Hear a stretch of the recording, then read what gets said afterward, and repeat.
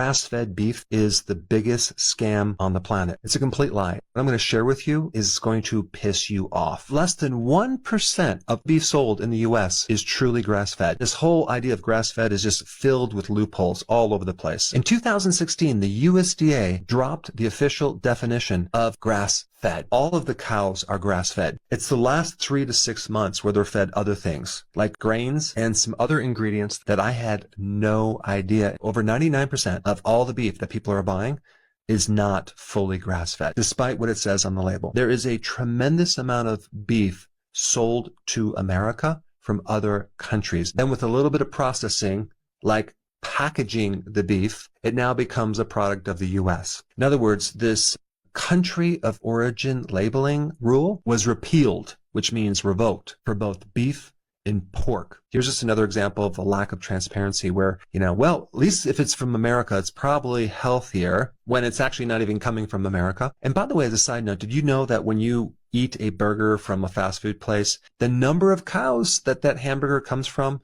literally can be over 100 different sources, because they have this entire processing plant where they're getting meat from all over the place. What people need to realize is what we're talking about is a cow that's very sedentary, that is fatty, and the reason why it's tender is because it has barely any collagen. And without collagen, it's very, very tender. People do like marbled meat that's tender, but what they don't want to know about is how that animal is raised, because what I'm going to tell you now is literally going to make you fall off your chair. And it's what these animals actually eat.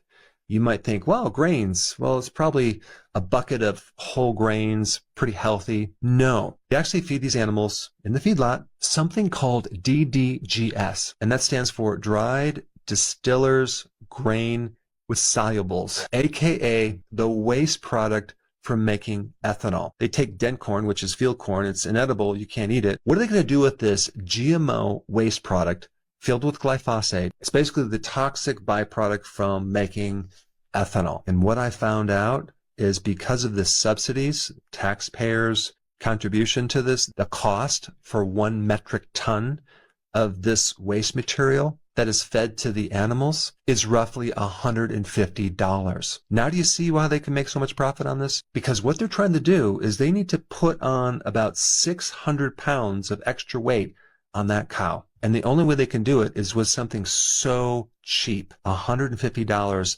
per metric ton.